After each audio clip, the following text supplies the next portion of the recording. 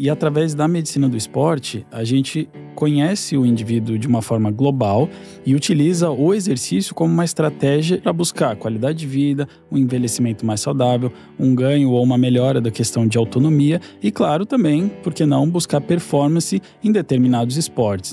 E como é o papel do médico do esporte nesse lugar de tipo, olha, você pode fazer atividade e talvez você até consiga ter uma alta performance, mas tudo isso leva tempo e precisa essa construção desse plano para que a pessoa consiga atingir esses determinados desejos, entre aspas. As pessoas, inclusive, que têm doenças crônicas e que, através do exercício, também vão ter mais uma ferramenta no tratamento dessas condições. E aí eu já posso citar algumas como hipertensão, diabetes, a dislipidemia, que é o colesterol elevado, as próprias questões de doenças renais. Então, o exercício ele tem capacidade de melhorar muitos contextos de saúde gerais do paciente.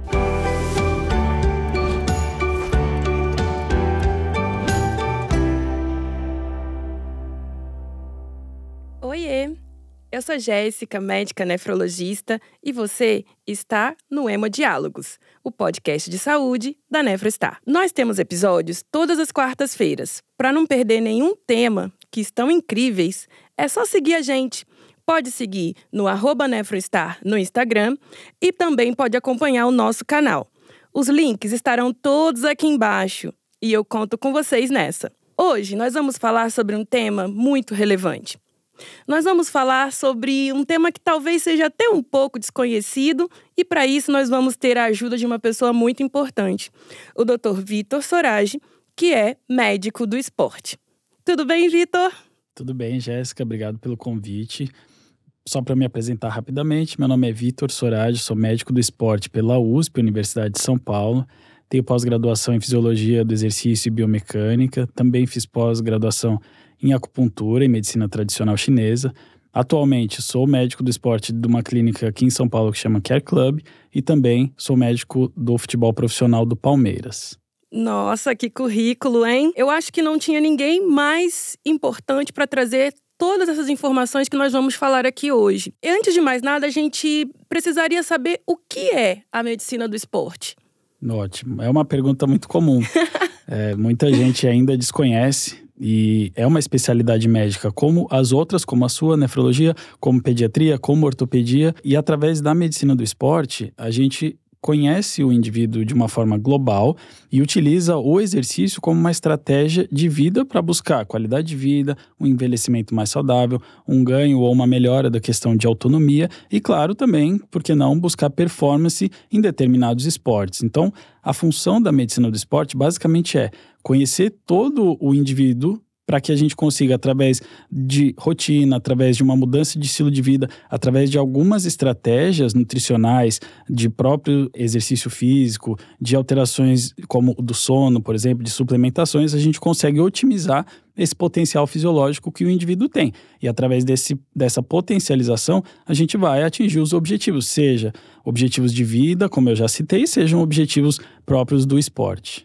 Ah, muito bom, muito bem respondida essa questão. E quando é que você pensou assim, vamos fazer medicina do esporte? Porque é uma especialidade que não é tão conhecida, talvez a gente esteja vivendo um momento aí, né, das pessoas estarem falando sobre, estarem se preocupando mais com essa questão e tá vindo à tona esse assunto. Mas quando você decidiu fazer, eu acredito que não era uma coisa assim tão difundida, né?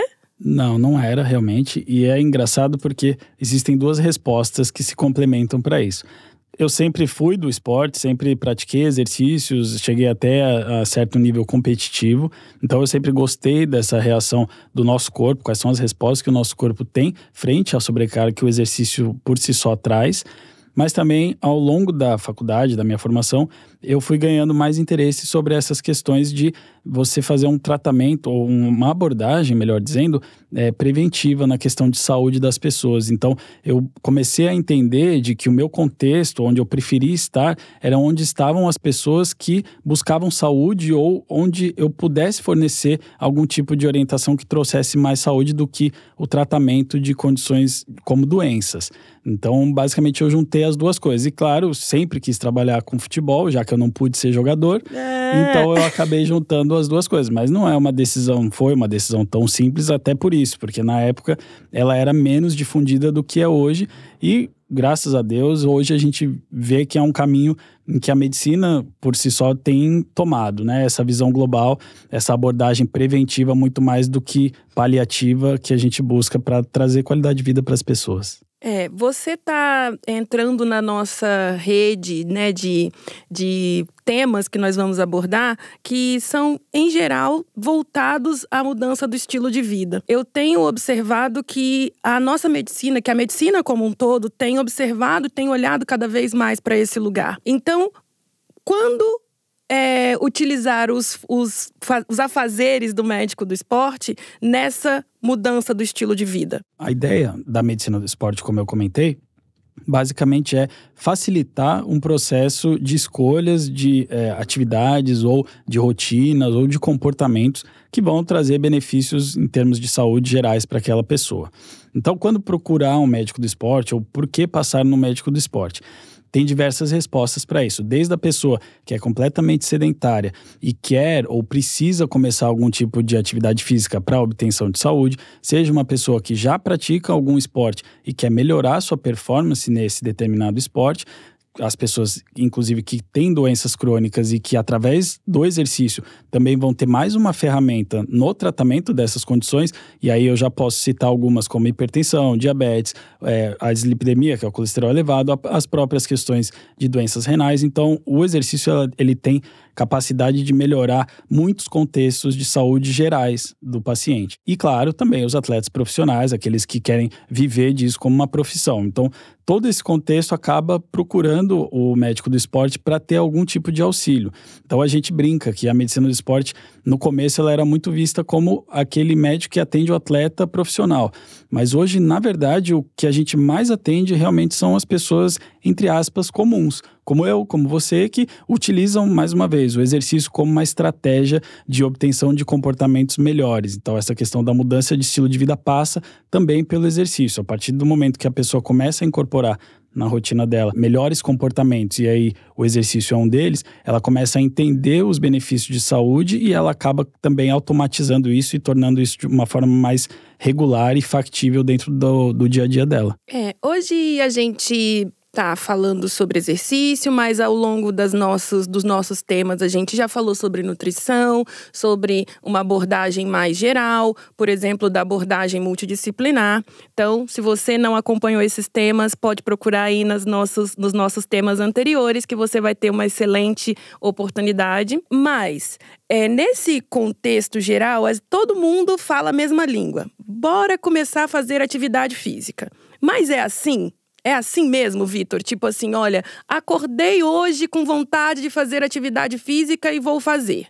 Ou existe uma abordagem diferenciada para cada pessoa? Me explica melhor como é isso. O primeiro passo sempre vai ser a pessoa realmente ter essa mudança de comportamento, ter essa vontade. Vontade é importante. É isso, porque da mesma forma que é importante para um médico, por exemplo, abordar a questão do tabagismo durante uma consulta, por mais que seja importante eu reforçar esse comportamento para aquele indivíduo de que, olha, fumar não faz bem, você precisa parar, né? Não quer dizer que ele vá seguir essa questão, porque ele precisa passar por umas fases ainda para começar a entender a importância. Uhum. E com o exercício é a mesma questão, só que a partir do momento em que ela muda, não quer dizer que a gente não oriente isso antes dela mudar comportamento, né? Mas a partir do momento que ela quer fazer, a nossa orientação vai ser sempre de sim, bom que você quer fazer, mas a individualização, é claro, que ela é primordial, porque o que funciona para um não necessariamente vai funcionar para o outro. E aí o que a gente vê, infelizmente, é sempre uma comparação. Pessoas que se comparam eventualmente com algum atleta profissional ou com alguma pessoa famosa, mídias sociais hoje em dia,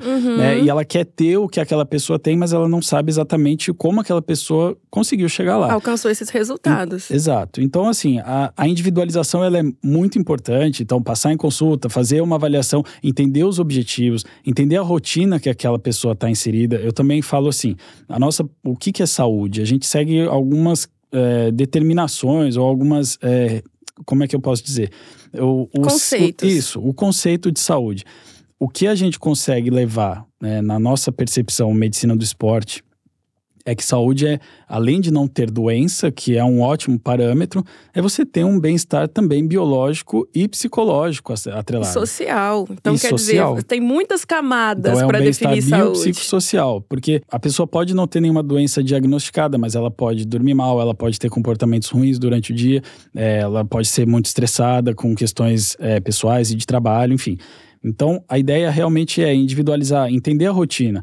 Se aquela pessoa não é um atleta profissional, ela tem os afazeres além do esporte no dia a dia dela. Ela tem um trabalho, ela tem uma rotina eventualmente familiar, pessoal, que seja. Então faz parte do meu papel entender essa rotina, porque senão se eu chego para esse indivíduo e falo, olha, o preconizado pela OMS é você fazer tanto de atividade física regular, de moderada intensidade por semana. Beleza, isso é uma informação que hoje em dia você dá um Google e na primeira linha vai aparecer. Exatamente. Agora, como que eu vou chegar lá? Como é que o meu paciente vai conseguir? Porque ele já sabe essa informação, na maioria das vezes. Agora, minha função vai ser entender como a gente, dentro da rotina dele e dentro dos objetivos dele, como que a gente vai conseguir atingir isso. E, mais uma vez, não existe uma receita de bolo que funciona para um, não necessariamente vai funcionar para o outro. Então, a grande ideia é individualizar, mas sabendo que o primeiro passo é a pessoa querer mudar. E aí, só para eu não esquecer de falar, existem, claro, situações em que a gente precisa tomar mais cuidado. Então, a pessoa precisa, eventualmente, passar por uma avaliação mais criteriosa, uma anamnese muito bem feita para entender antecedentes pessoais, se trata alguma condição, se tem algum sintoma associado ao esforço ou à atividade física, se tem história familiar importante de alguma condição cardiológica, principalmente, isso tudo para que a gente tente diminuir ao máximo o risco de algum evento adverso. Então, o esporte, na grande maioria das vezes, ele é muito benéfico, mas eu não posso dizer que a gente vai ignorar os riscos eventuais que ele pode trazer, dependendo se a pessoa tem uma condição que ainda não está muito bem controlada do ponto de vista fisiológico dela. Acho que também outra coisa muito relevante é que a gente tem vivido esse momento, né, de redes sociais e da comparação, como você salientou de forma brilhante. E as pessoas têm confundido a atividade física com o esporte competitivo. Então, ninguém está satisfeito mais em fazer a sua caminhada ou em fazer uma corrida de pequenas distâncias. A pessoa quer fazer a maratona. Ela não está satisfeita mais com aquele lugar do simples e do básico. E como é o papel do médico do esporte nesse lugar de tipo, olha, você pode fazer atividade e talvez você até consiga ter uma alta performance, mas tudo isso leva tempo e precisa essa construção desse plano para que a pessoa consiga atingir esses desejos, entre aspas. A gente também gosta sempre de botar o paciente, o objetivo dele como um objetivo que se torna nosso também. Sim. Né? Então a gente vai trabalhar em conjunto com esse paciente para construir e para criar um plano de ação para atingir esse objetivo. E aí vai depender de tempo, de condição, de demanda, enfim, tem várias coisas. Mas a gente precisa tomar certos cuidados, porque realmente a pessoa acaba criando uma expectativa que eventualmente ela é irreal, ela não vai conseguir ser atingida, ou ela vai ser atingida com muito tempo, infelizmente hoje em dia as pessoas querem coisas com muito curto espaço de tempo. Então é a dieta da moda, é a pessoa que vai ter ter férias e quer viajar e quer estar bonito, quer estar no shape. Então assim, a gente tem que tomar cuidado com essas estratégias, mas a ideia é fazer atividade física, ela vai ser sempre benéfica em relação a ser sedentário. Então, eu só consigo treinar uma vez na semana, só consigo fazer 2 dias de caminhada. Ok, isso é melhor do que nada. Porém, o ideal é que a gente crie uma estratégia para que essas questões sejam progressivas. Porque o grande problema de você querer ou de você se espelhar em pessoas que você não necessariamente conhece o contexto, né? Às vezes a pessoa, para chegar num alto rendimento, não é às vezes, na verdade sempre, ela teve que anos de preparo, né? Preparar aquilo por muito tempo. Isso envolve, além do treinamento próprio, envolve outras questões sociais, psicológicas, tudo isso que a gente já comentou. Então, a gente vai criar um plano, vai trabalhar em cima dele, mas sabendo em si que a gente eventualmente vai precisar mudar um pouco os caminhos, vai precisar ser um pouco mais agressivo, um pouco menos. Porque aí, se a pessoa começa a fazer um exercício e dali a um tempinho curto, ela se machuca, por exemplo, vou dar um exemplo da corrida. É um esporte que tem ali uma sobrecarga mecânica que todo mundo conhece. Se a pessoa que começou a fazer uma atividade física já começa a sentir dor, qual que é o próximo caminho dela? Parar de fazer. Parar. E aí ela já se desestimula e aí ela volta para aquele comportamento sedentário inicial. Então a gente também precisa orientar isso, para que a pessoa entenda. Não é que a gente está segurando ela, a gente, na verdade, está permitindo que o corpo dela construa condição para absorver as sobrecargas que o exercício traz para ela. E aí, conforme vai tendo os mecanismos de supercompensação, que a gente chama, que é dar tempo para o seu corpo absorver essas estratégias e conseguir construir mais, tanto em condicionamento, massa muscular e tudo mais, aí você vai aumentando performance. Então, mais uma vez, não existe uma receita de bolo que é o que todo mundo gostaria. Não tem fórmula mágica, viu? É isso. É muito importante salientar isso, né? A gente tem vivido muito esse momento da fórmula mágica. Olha, me siga e vai dar certo. Faça isso e vai dar certo. Tome tal coisa e vai dar certo. Então, a gente está vivendo um momento em que a superutilização de suplementos alimentares ou a superindicação de esteroides anabolizantes, substâncias essas que não são isentas de risco, tem se tornado cada vez mais corriqueiro. Então, quer dizer, uma realidade que não é infrequente de aparecer no consultório, no nosso consultório de nefrologia, no consultório de clínica médica, presumo eu que também seja uma realidade no consultório de medicina do esporte. Fale mais pra gente sobre isso. Essa é uma discussão grande que existe e o que a gente precisa frisar mais ainda. Quantas vezes a gente usou aqui o termo saúde? Então, a partir do momento que a medicina do esporte, assim como a medicina em geral, ela tem a intenção de promover saúde, de fazer com que as pessoas tenham uma vida mais saudável, a gente precisa tomar bastante cuidado com estratégias que a gente vai tomar. E aí sim a gente vai citar a questão dos resultados imediatos, da busca por estética a qualquer custo. Nós, como médicos do esporte, não podemos vender uma hipótese para o paciente de que ele vai usar um anabolizante, por exemplo, e ele vai ter resultados. Ele até pode ter resultados, mas e os efeitos colaterais possíveis que ele pode ter? Né? Eventualmente vai piorar a pressão arterial, eventualmente ele está no risco aumentado de infarto, de desenvolver alguma neoplasia, algum tumor. Então, enfim, a gente precisa tomar muito cuidado com essa busca por resultados sem que a gente faça a base de tudo. Então, não adianta eu utilizar uma estratégia que eu coloco o meu paciente até em risco, sendo que ele ainda não conseguiu organizar todo esse básico que a gente já começou a comentar. Então, a alimentação dele é ruim, a treinabilidade dele é aquém do esperado ou do necessário para aquela performance, dorme mal, tem comportamentos ruins como cigarro, como bebida alcoólica, enfim. Então, não dá pra gente tapar o sol com a peneira. E essa nossa função é muito responsável, né? Nós, como promotores de saúde, como profissionais de saúde como um todo, nós temos obrigação. que orientar os pacientes a isso para que eles não realmente coloquem, às vezes, a saúde deles em risco sem nem saber. Porque, às vezes, é realmente por uma informação que eles não tiveram ou que, enfim, não foi passada. Então, a gente precisa tomar cuidado. E a mesma coisa serve para suplemento.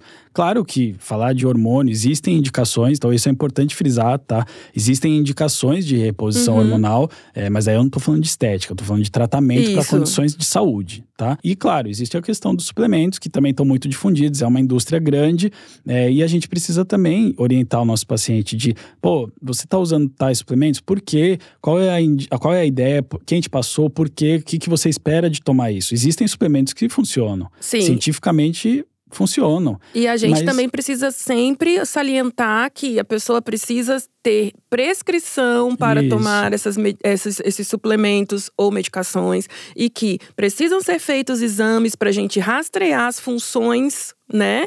Antes, as taxas, tudo, de iniciar essas suplementações. Porque também a gente precisa saber quais são as funções que podem estar alteradas por conta do uso desses determinados suplementos. Então, não é infrequente a gente ter essa...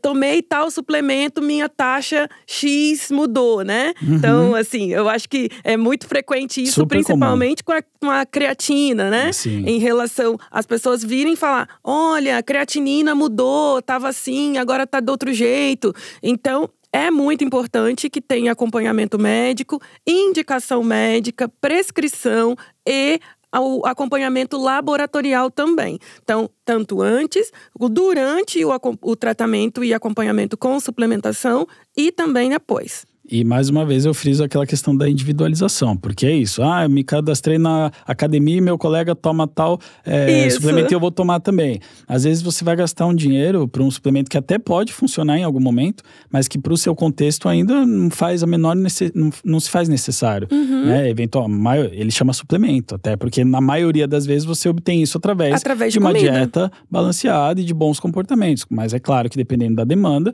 a gente pode lançar mão deles. Mas não serve para todo mundo e é isso que a gente precisa fazer, porque às vezes a pessoa gasta dinheiro, toma um mês ali de um suplemento de proteína e acha que ele vai ficar forte, mas ele não treina força adequadamente ou ele não se alimenta bem, enfim. Então é uma interação multidisciplinar, então a gente vai trabalhar aí com o preparador físico, com a equipe médica, com a nutricionista, todos esses profissionais vão estar aí se conectando, se contactando para trazer o melhor para o paciente. Isso é muito importante frisar. Então, a interação entre a saúde renal e a atividade física. E aí, quando a gente está falando de alto rendimento, é claro que são pacientes que são pessoas, né? Que não necessariamente a gente vai tratá-los como pacientes aqui, mas são pessoas que estão em atividade física constante, que já seguem, exercem esse plano. Mas, nesses casos, assim, onde a gente tem aquela mudança ou eu corria tantos quilômetros e vou passar a correr outros tantos, muito, muito mais, pode acontecer algumas alterações, né? Por exemplo, aumento da CPK e a tão amedrontante rabdomiólise, que parece um trava-língua, mas não é. É uma complicação que não é comum, mas é uma complicação que a gente vê com uma certa frequência, principalmente quando tem essas mudanças, né, de atividade física nos nossos pacientes. E aí, qual é o seu lugar de fala nesse contexto? A gente também tem medo da rabdomiólise, não só porque ela é difícil de falar. Viu, gente? Todos temos medo da rabdomiólise e o nefrologista também. E aí, quando que a gente precisa ter mais atenção? É claro, é um evento raro no esporte em geral, mas a gente precisa ter mais atenção principalmente nesse contexto de pessoas, indivíduos ou atletas que aumentaram muito volume, intensidade, qualquer variável de treinamento, frequência, enfim. A pessoa mudou completamente o quanto ela fazia e quanto o corpo estava adaptado. Mais uma vez a gente fala do controle de carga. Se eu dou uma carga muito aguda para o meu sistema, ele vai sofrer alguma consequência. E aí uma lesão muscular muito grande poderá me colocar num risco desse de desenvolver uma rabdomiólise. E aí, potencializado ainda por um nível de hidratação ruim e por um exercício, eventualmente, além de prolongado, de endurance, num ambiente inóspito, muito quente e úmido, onde aí eu me desidrato mais ainda. Exatamente, eu tenho perda de sal, tenho lesões musculares pela própria atividade, e aí eu vou acabar desenvolvendo um quadro desse. Então precisa ficar atento, e por isso que a gente bate muito nessa questão de progressão de carga de treinamento. Mais uma vez, é raro, no consultório a gente pega muito pouco, no esporte de alto rendimento acaba acontecendo, mas ainda é pouco frequente, mas as pessoas têm que saber esse risco. Além de aumentar a chance de se machucar, propriamente dito, como eu já citei, existe esse risco de desenvolver essa condição que é grave. Sim, e em algumas vezes uma pessoa que já tem algum grau de insuficiência renal pode ser um determinante para uma necessidade de terapia de substituição, necessidade de internação e até mesmo de internação em terapia intensiva. Então, é muito importante a gente estar de olho, né, e se prevenir em relação a essa complicação. Uma coisa que a gente observa, assim, é que como a gente sabe que a doença renal crônica é uma doença que tem vários estágios, então a pessoa pode ir desde o estágio em que ela está totalmente assintomática até o paciente dialítico. Enfim, nesses vários lugares, a gente pode precisar utilizar certas medicações. Em alguns momentos utilizar corticoides, em outros momentos utilizar diuréticos, eritropoetina. Além das interações que acontecem dentro do corpo, a gente sabe que algumas medicações são consideradas doping. Então, como orientar o paciente, por exemplo, que é renal crônico em qualquer estágio e que precisa fazer uso dessas medicações por conta da condição de saúde dele e deseja competir, deseja trabalhar, fazer o esporte uma atividade aí de alta performance? Excelente pergunta e excelente abordagem, até por já pontuar que essas substâncias são sim consideradas doping no esporte de alto rendimento. Para começar, assim, pelos diuréticos, o porquê que eles são considerados doping é porque, em teoria, eles vão mascarar a utilização de alguma outra substância. Então, o diurético aumenta a minha frequência urinária, meu volume urinário, então as agências de dopagem entendem que isso pode ser uma tentativa de mascarar alguma coisa que eu utilizei, como um hormônio, por exemplo. E isso me bota num risco muito maior de, por exemplo, ter uma desidratação, como a gente acabou de comentar. Exato. Então, o primeiro ponto é, as pessoas que usam medicações para tratamento, elas têm que primeiro lembrar que essas medicações podem ter algum efeito também na própria performance e colocá-la sob algum risco maior de, nesse caso, mais uma vez vou falar, a desidratação. Porém, é claro que a gente não vai deixar de usar uma medicação ótima de escolha para aquela determinada comorbidade, por conta do exercício. E aí, qual é o caminho que a gente segue? Primeiro, a gente vai fazendo todo esse processo durante o treinamento. A pessoa que já treina sob o uso de diurético, ela vai ter, sim, respostas onde ela vai também conseguir otimizar as respostas do próprio corpo para se adaptar àquela condição dela utilizando aquela medicação. Mas, mesmo assim, ela é considerada doping se você for atleta de alto rendimento profissional ou se você participar de uma competição que tenha controle de dopagem. E aí existe uma forma de você solicitar o uso de uma medicação que seja considerada doping, que é aquela famosa TUI, que é você pedir para o controle de dopagem, claro, com critérios, né? Então, assim, nem todo mundo vai conseguir.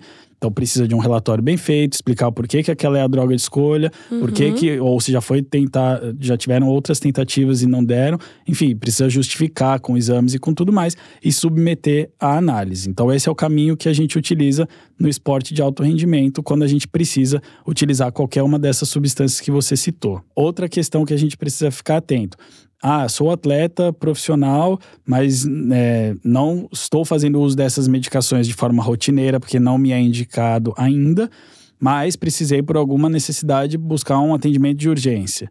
E aí, sempre importante pontuar lá no atendimento. Olha, sou atleta profissional, tenho restrição para utilizar algum tipo de medicação, porque depois que utiliza, salvo em situações críticas de risco de vida, não adianta pedir retrógrado essa utilização. A gente sempre precisa pedir antes da competição, tá? Sim. Então, a gente só precisa ficar atento a isso. Sim, isso é muito importante, né? Porque, de repente, você pode ter o seu melhor rendimento ou sua melhor performance dentro daquele esporte e ter a sua pontuação anulada por conta do uso dessas determinadas substâncias. Uma coisa que a gente observa também, assim, existe essa questão do turismo de esporte, né? Então, tem muitas pessoas que acabam viajando para correr maratonas ou fazer outros esportes também.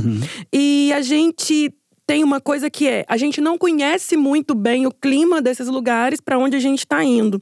Existe essa influência, essa relação entre o risco, por exemplo, cardiovascular, o risco de doença renal, associado a depender de onde será realizada essas provas? Sim.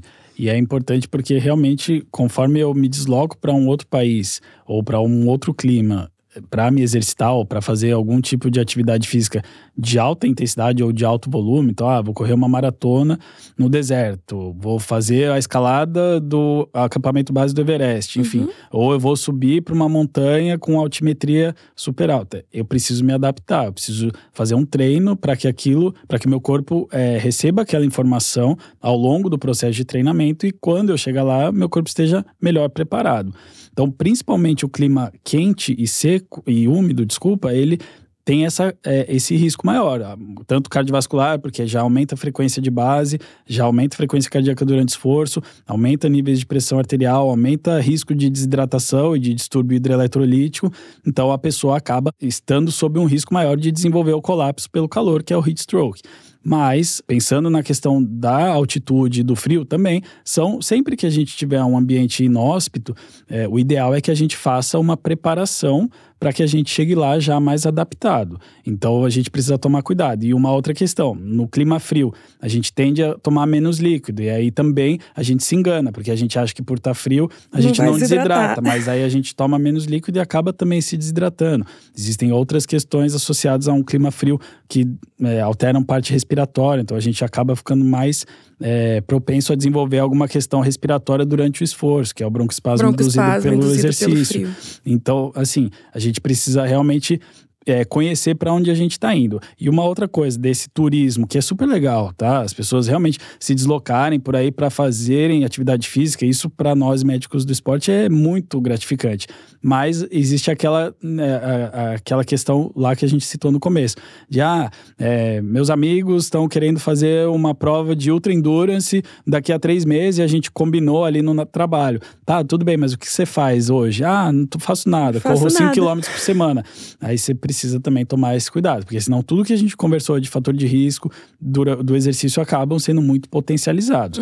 Então a ideia vamos fazer um negócio mais gradual, mas sempre trabalhando em prol desses objetivos, mesmo que eles tenham que ser um pouco postergados. Sim, eu acho que conversando a gente consegue chegar nesse lugar, né? De incentivo à atividade física, mas sem também perdermos o nosso foco, que é em saúde, não é em colocar ninguém em risco, tanto cardiovascular quanto de desenvolver doenças renais.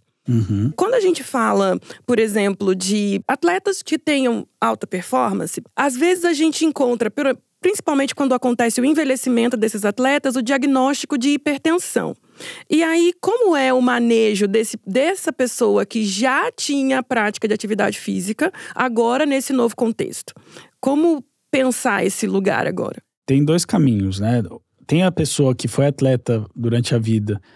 Normalmente os atletas profissionais começam bem cedo, e aí quando se aposentam ali numa idade de entre 35, 40 e tantos anos, eles largam tudo, porque já viveram a vida inteira treinando e meio que entram naquela estafa e acabam esquecendo tudo. E essa pessoa tem que ser abordada como um ser humano sedentário que desenvolveu doenças crônicas. Provavelmente vai estar num sobrepeso, enfim, vão ter outros comportamentos já ruins.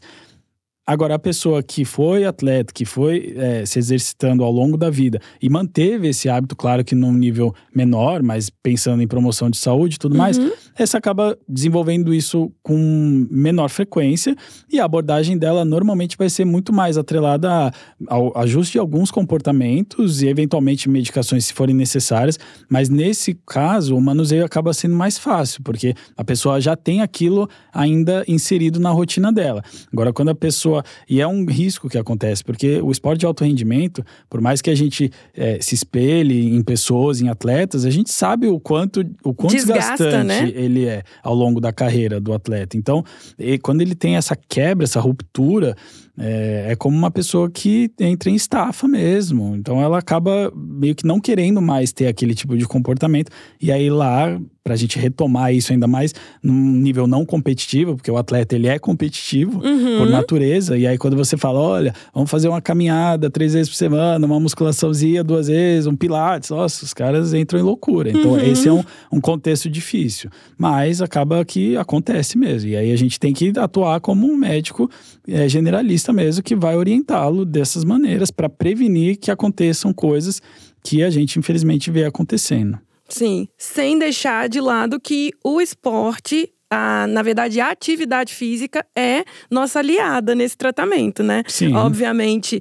ele vai ser uma pessoa que vai ter algumas peculiaridades, normalmente assim, pessoas que às vezes têm até frequência um pouco mais baixa, então às vezes algumas drogas, algumas medicações que nós usamos para o controle da pressão, a gente vai ter que ter uma certa parcimônia ali para começar, né? Mas em geral a gente vai deixar bem claro que além das estratégias medicamentosas, a atividade física continua sendo um pilar para o tratamento da hipertensão. Então, atletas, eu sei que vocês se dedicaram, construíram uma carreira, né, em torno do esporte competitivo, mas a atividade física continua sendo um pilar para garantir a saúde. Então, quando cansar de competir, temos que continuar fazendo atividade física, ainda que seja num ritmo mais suave, né? E a principal característica do exercício físico regular, principalmente o exercício físico aeróbico no sistema cardiovascular, é realmente diminuir níveis de retorno venoso, diminuir resistência vascular, diminuir pressão arterial. Assim como diminuir sensibilidade, por exemplo, à insulina. Então, o paciente já tem um sistema ali moldado para aquilo. O metabolismo da mesma questão da memória muscular, né?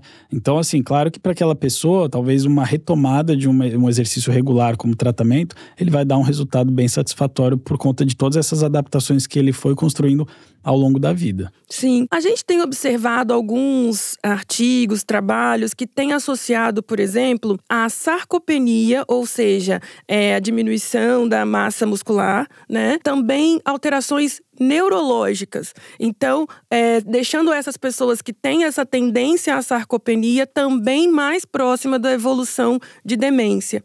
Tem-se visto cada vez mais frequente essa relação entre a massa muscular, principalmente dos membros inferiores, e essa relação com perda de memória e etc., que são achados comuns da população, principalmente agora que a gente tem falado em envelhecimento da população. E qual é o papel aí da sua especialidade neste lugar? Também criar esses hábitos, se eles já não foram adquiridos ao longo da vida. Então, mais uma vez, a pessoa que foi ativa fisicamente, aí eu não estou falando só de atleta, estou falando da população em geral. Ela foi ativa fisicamente, ela sempre praticou exercício de maneira regular. É claro que ela vai ter uma autonomia muito melhor ao longo desses anos, tá? A gente sabe que a partir da idade adulta, cada ano que passa, a gente tende a perder um pouco de massa muscular se a gente não fizer nada para reverter isso. É uma questão fisiológica.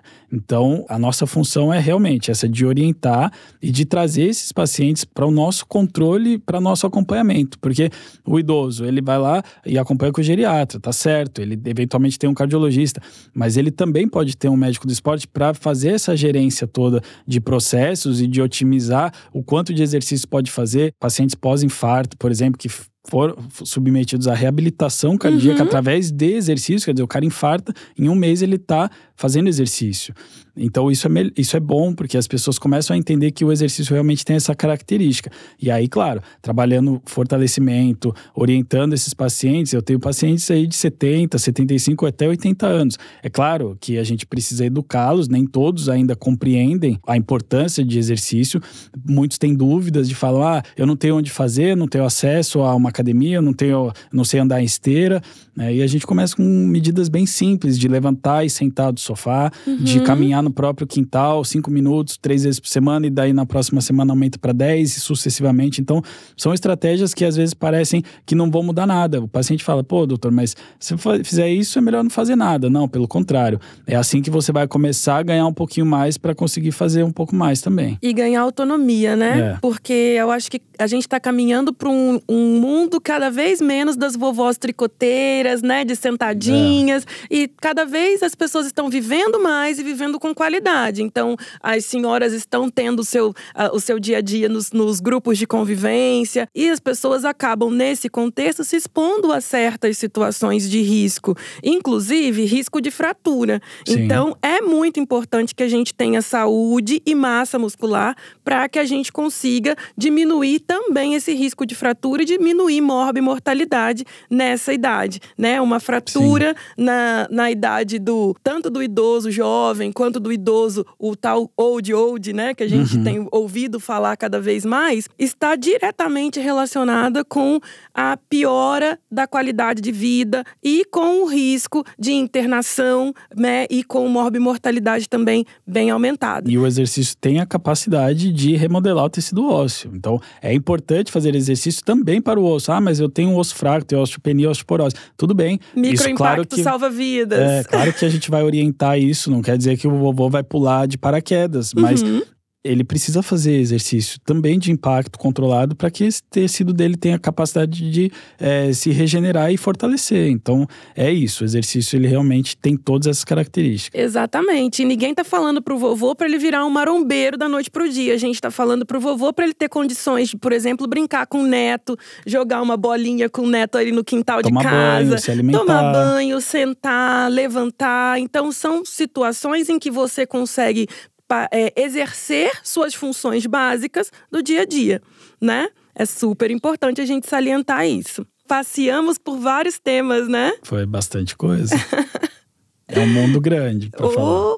E eu acho assim, nós temos muita coisa ainda para falar. Eu acho que a gente vai ter muitas oportunidades para nos enveredarmos cada vez mais nesse mundo que eu particularmente não tinha tanto conhecimento assim em relação à medicina do esporte.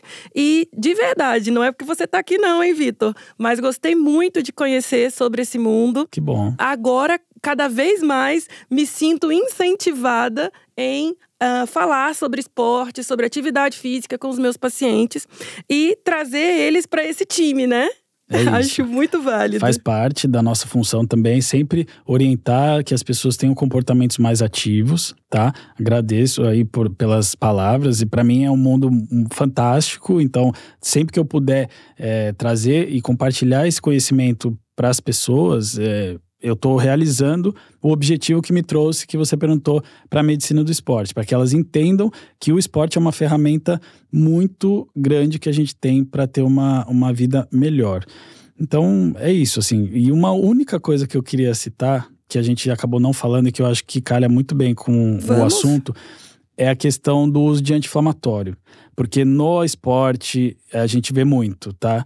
Então, assim, esportistas, atletas, todo mundo. E existe, sim, comprovadamente um risco maior de desenvolver alguma questão aguda dos rins relacionados a um esforço físico após a ingestão de anti-inflamatórios não esteroidais.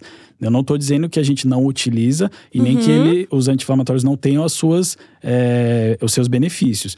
Porém, é importante a gente ficar muito atento, porque às vezes a gente se automedica, né? Eu quero fazer um exercício, mas eu tô com uma dorzinha aqui e eu vou lá e tomo um anti-inflamatório para fazer. Na maioria das vezes não vai acontecer nada, mas é importante que as pessoas entendam porque, principalmente os maratonistas, os atletas de endurance, eles utilizam o remédio exatamente para não sentir dor, e aí a gente precisa conversar um pouquinho sobre isso. Pronto, nefrologista levanta a mão e diz assim, não, a gente não utiliza. A gente utiliza outras estratégias para controle de dor, tá? Isso é muito importante, porque a gente, além da relação direta com a IRA, né, que é a insuficiência renal aguda, que realmente pode acontecer com o uso dessas medicações, a gente também tem a relação com o risco cardiovascular aumentado, com o risco de sangramentos, e o uso indiscriminado dessas medicações tem sim, impacto, inclusive nas pessoas que estão hoje em substituição renal. Então, a gente precisa ter muito cuidado com essas